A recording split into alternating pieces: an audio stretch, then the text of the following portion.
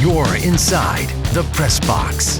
Christian FM Sports presents Inside the Press Box, where we discuss all sports from our favorite high school team to college and pro. Here's your hosts, Paul Tipton and Gary Paris. Vero Nation, hey, it's Paul Tipton along with Gary Paris. Thanks for joining us.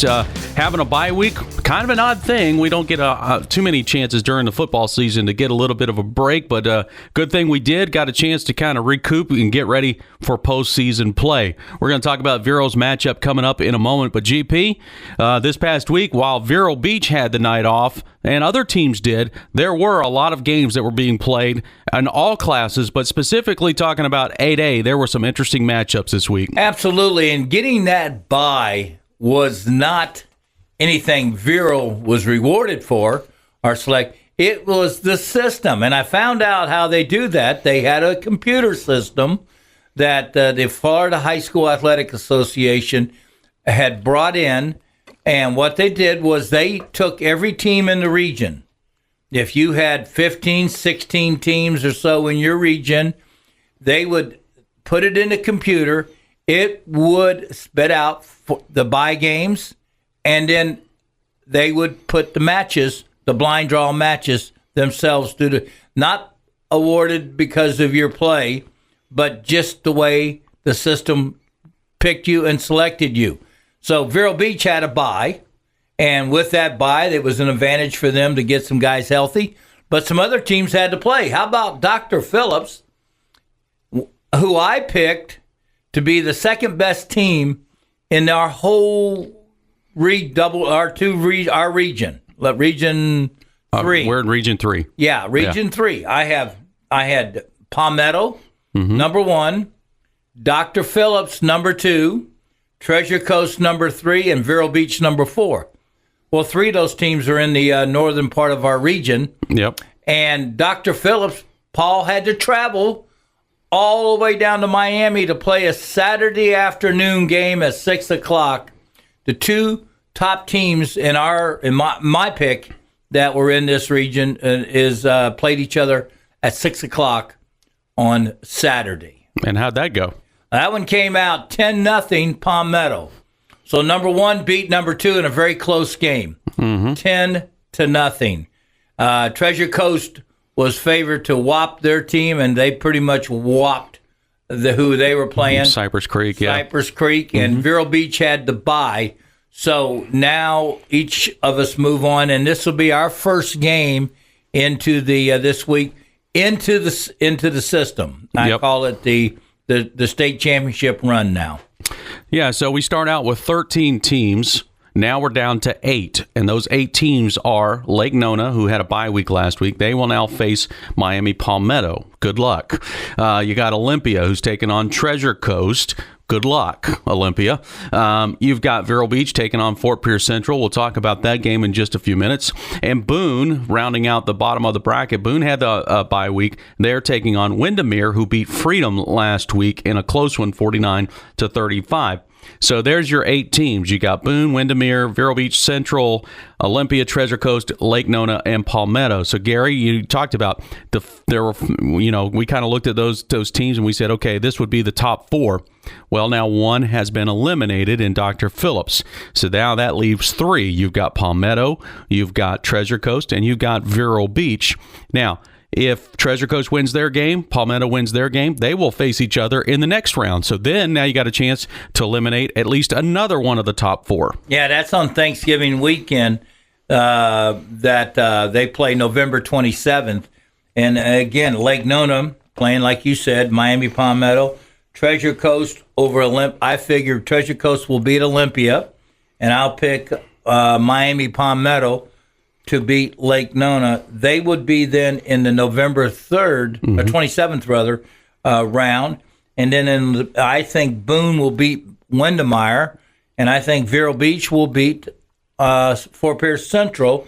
So that puts Vero Beach and, in my opinion, Boone playing in the November 27th. The winners then would go and play in the December 4th game, And the winner of that would be in the Final Four.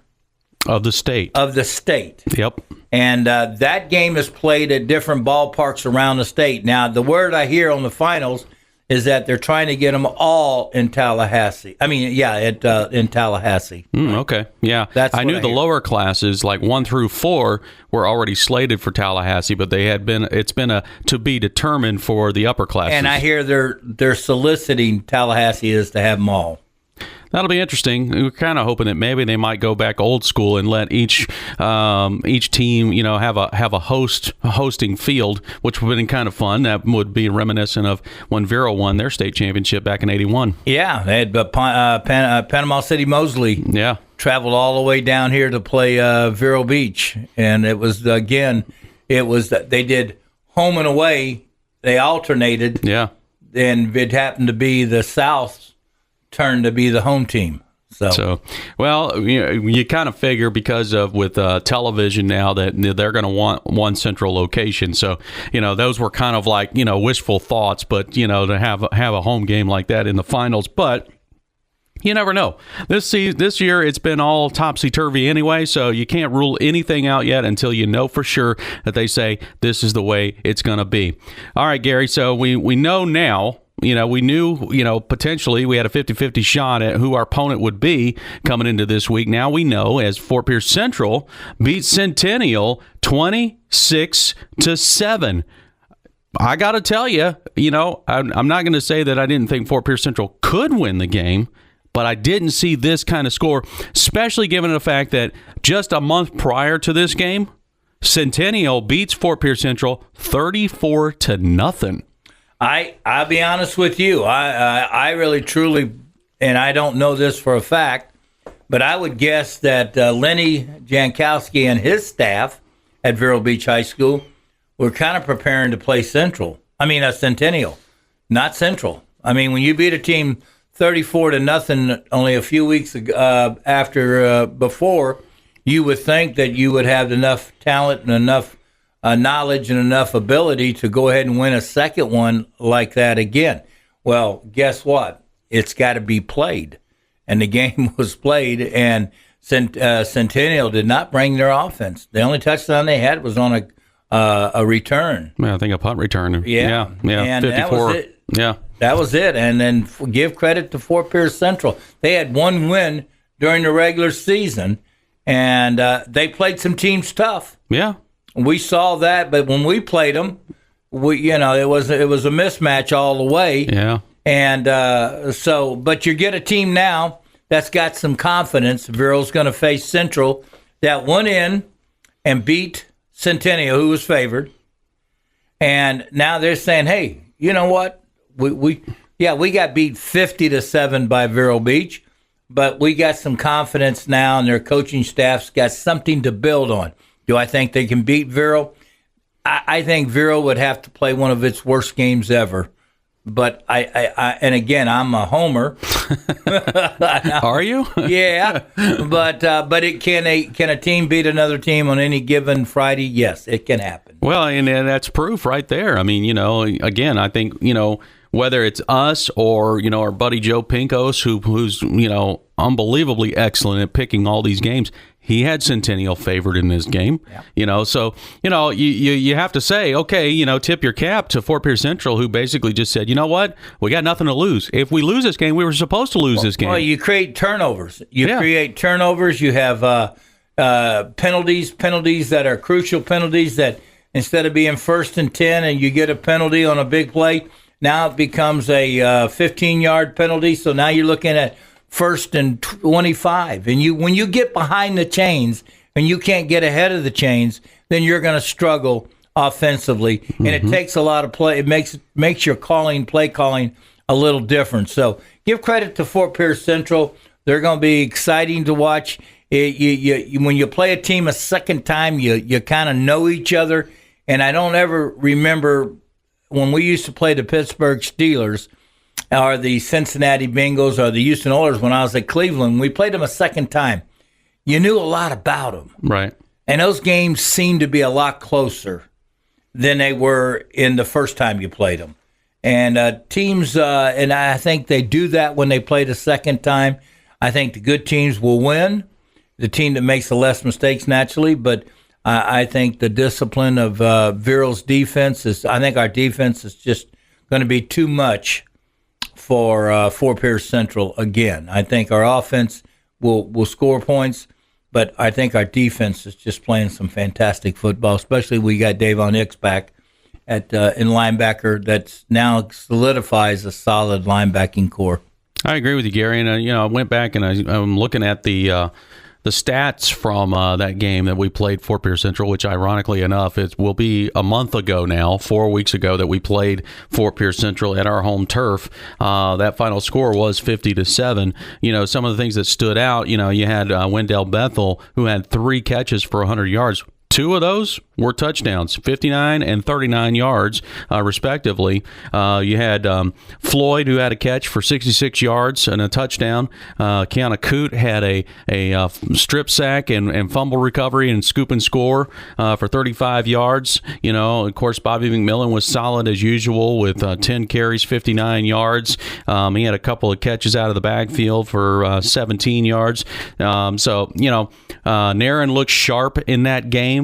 So all things were clicking for Vero Beach in that game. So, again, you look at this and you go, all right, Vero does what they are capable of doing. This should be no contest, and it could be over pretty quick. Well, and you got to go out and execute. And I think having an extra week to prepare yourself, if you remember, Floyd had a little bit of a lat problem. And Bethel, Bethel. And that chance for that to get better. Mm-hmm. And you're going to this game with full force. And so it's the right time. You want it to be at the right time. And that's what you got, a team 100%. And you go out there and you put it together. Gary, just taking a look at the regular season stats now for Vero Beach, and Jackson Naren is just shy of 1,500 yards on the season. He's completed 110 passes, 15 touchdowns, 1 interception. Pretty good numbers. He's got outstanding numbers, and we're used to seeing our quarterbacks get into the 2,000, but you got to remember we only had 8 regular season games, right? And we had games canceled. So most years these guys are playing 10 regular season games and a couple playoff games, or 3 playoff games the last few years. So our quarterbacks have been able to get into the 2,000. Given if we would have had the same schedule and the same type of atmosphere we had the last few years, I think Jackson Aaron would have been there too. Agreed. I think that he's going to have a couple games. I believe this team is capable of taking it all the way to the Final Four and playing good football. If their defense, which I've been I'm telling you, really pleasantly, I don't want to say totally surprised. I knew they were going to be good. We talked about it in the preseason that the defense would probably have to carry the offense in the beginning till Naren got into the system of being able to understand and run Lenny's system, and Lenny would install his offense throughout the year with Naren, so he had full exposure of what all we can do, and I think that's happening. And but our defense is I just didn't see this kind of play by this defense consistently, especially the secondary. I wasn't worried about you, and you don't see Davon Hicks getting hurt after the first game, and True. missing most of the season. True. And then when you get him back, he played the other night. He looked just fantastic out there. Oh, yeah, he did. And so you're this is a good defense. This is a really good defense, a good challenge for teams to come in here and play at our stadium against this defense. And this offense is scoring over 30 points a game. Mm-hmm. I thought Jackson Naren is playing some of his best football 2 weeks ago. I thought he stepped up to the and did a good job as being the quarterback and leader out on that field. He did. And then, of course, if you're a defensive coordinator coming in to play Vero Beach, you got to start thinking, okay, what am I going to take away? Because, Naren's almost pushing 1,500 yards through the air, and then you got a guy named Bobby McMillan that's got 120 carries for 837 yards. He's got 17 touchdowns. He's had 5 games now where he's been over 100 yards. And then you look at the receivers. At the beginning of the year, Gary, to your point, you would have probably said, okay, well, if we maybe bracket Bethel, we can take away, maybe their passing game because we haven't really seen much production out of the other receivers. Well, guess what? Some other receivers have caught up. You've got Bethel, who's leading with 25 receptions for a little over 400 yards and 7 touchdowns.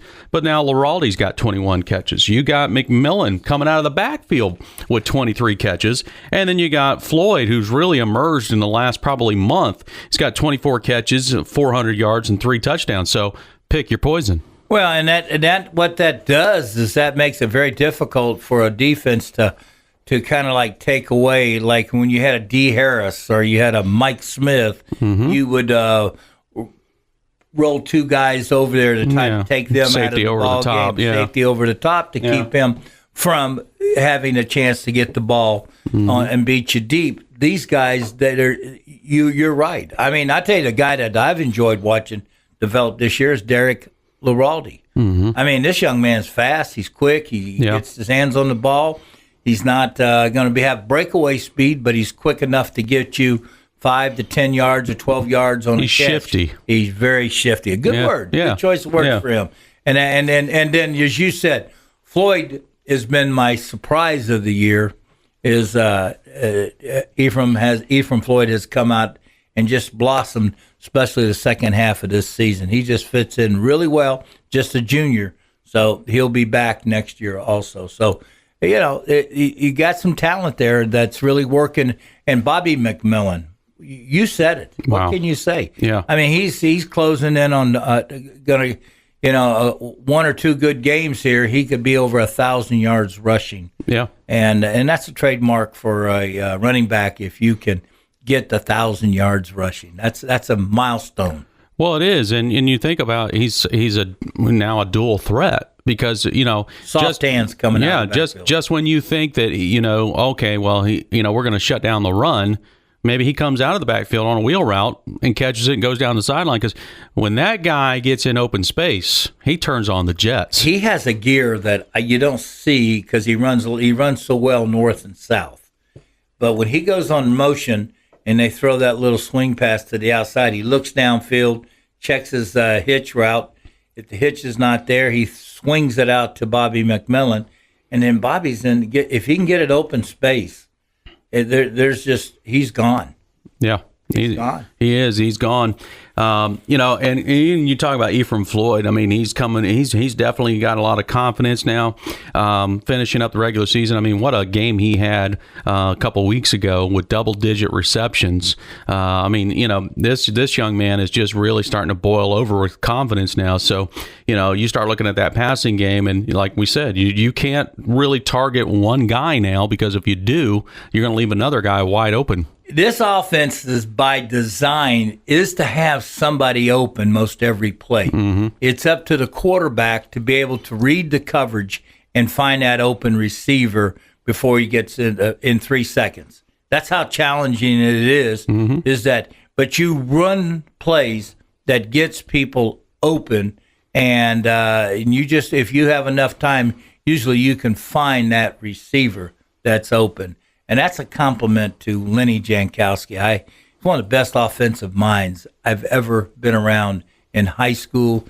Lenny could coach at college level and be making big bucks, but I don't want to, don't want to lose him, okay? Let's not talk about that. Yeah. Let's not talk about that. We like Lenny right where he is, right here in Vero Beach. Gary, and then you start thinking about that defense, as you said, they're playing very well. We expected them to play well. Keanu Coote he's been playing very well. He's leading the team in sacks with 9 sacks. He's got 16 and a half tackles for a loss. Then you got guys like Equan Anderson who are leading the team in tackles with 51. You probably would have expected that to be Davon Hicks, but with Davon being out most of the season, other guys have stepped up. So you got Campbell, you got McKinney, you've got Anderson, and these guys, Nick Miller. I mean, the other night, a couple weeks ago, it was one series. It was Nick Miller with the tackle, Nick Miller with the tackle, Nick Miller with the tackle. Time to punt. Yeah, that was a great series for Nick on that. I definitely remember that one. You're right, and I'll tell you the kid that I love him. And I like them all, but this one plays his heart out. He's 5'10", 155, maybe 160 pounds. That's Equan Anderson. Yeah. And Equan plays like he's 6 foot, 200 pounds, the way he flies up in there and the way he makes tackles. He's been to me, has been so much fun to watch play and to watch him all over the field. Yeah. He's picked up a lot. And like you said, and he's complimented Keyshawn Campbell, who's new, and had to learn the game really fast when Davon went down, and then Nick Miller has been just a veteran. I mean, you can put Nick any position. He's caught a touchdown pass as a tight end. Yeah, you can put him in an offensive line if you want to. That man can play any position. He's got a motor that doesn't quit. He's mean and he's tough out there. And he just is really that kind of a kid. You could put him anywhere up front, in that 7 or whatever on both sides. Play him in defensive end. I've seen him put his knuckles in the ground and get after it too. So it's good to have those kind of weapons to be able to help you out defensively. But again, I knew our front seven was going to be good. Mm-hmm. I mean, when you got Chandler Taylor in the inside, and you've got Brandon Neely. Yep. With those guys have had a fantastic year. Oh, unbelievable! Between the two bookends, as we call them, and with when you had O'Neal and you got Coote, and you put those two guys on the inside, that's been a force to be reckoned with right there. Yep. Linebackers have complemented each other. They find the ball quick. They make a lot of good tackles in there. But it's that secondary that has impressed me this year, Paul. You're right. Yeah. They have definitely done a great job, and we kind of wondered, how good would they be? And we kind of, truthfully speaking, we kind of hoped that the front seven would provide enough pressure that we wouldn't have to worry about the secondary. But guess what? They've done an outstanding job. I mean, they've got a few interceptions, including some pick six, and so I mean, they have been in phase most times. It's been rare that we've seen. Now we've seen a couple times where a blown coverage happens, but that happens with all teams. But for the most part, Coach Rahal and that crew have been outstanding. I like the play of DeAndre Kelly. I like the play of Nijah Brown, thank you. He'll get it right, folks. I'll get it right. Nijah Brown, I love the play he's had this year. How about Tristan Gaynor filling in for Gardner, rather? He'll get it right, folks. Yeah. Gardner getting a chance to play, and he picks off and runs a touchdown, a pick six. I mean, that's the kind of play you've been getting in guys that have stepped up and done a pretty good job. Drisdom's done an outstanding job. Yes. Yep. He's done so your secondary to me has been fun to watch, and it has been, and the run support has been excellent out there. So it's Coach Leslie has done an outstanding job with this defense, and since Robert has been the defensive coordinator, it's a system. He really truly believes in the system. It's assignment. You better be in your spot. And your spot is a certain assignment, certain area that you've got on the field. And if you're there, you take care of your area, then we have a great chance to win the ball game. And that's his whole thing about guys making the right drops and confusing the defense at times with delays. And when I say delays, I'm talking about look like you're blitzing and you run back into your area. Or if you walk up and show you're going to blitz and then you take off to the outside. I mean, he's excellent about disguising different coverages and all like that. So it's been fun to watch all these kids play. And now we're into what I call the money ball. Yeah. And that's the play in the playoffs now. It is. And don't want to leave out that offensive line. They've done an outstanding job this year, including, they've had to do some shifting around of players, whether it be to injury or just trying to find chemistry between a certain group of five. Coach Willis, Coach DeLuke, those guys have done an outstanding job of getting that offensive line together and providing protection when needed and providing holes for that run game when it's been called on. All right, Gary, so we got this game coming up, Fort Pierce Central on Friday night. Kickoff, by the way, folks, is at 7:30, not 7 p.m. Our pregame coverage will begin at 6 p.m., so we're going to give you a little bonus 30 minutes here of countdown to kickoff. But what do you expect, Gary? I mean, it's going to be, for some of these kids, it'll be their first playoff game for Vero Beach, and so they're going to be, I'm sure there'll be a few nerves, but what do you expect out of this game? I expect the consistency of the coaching staff to put its prints on this team. In other words, have them ready to play. That's what I think. I think they're going to be ready to play. I think that they've had 2 weeks and they've taken some proper time and to rest and to heal, and then to educate and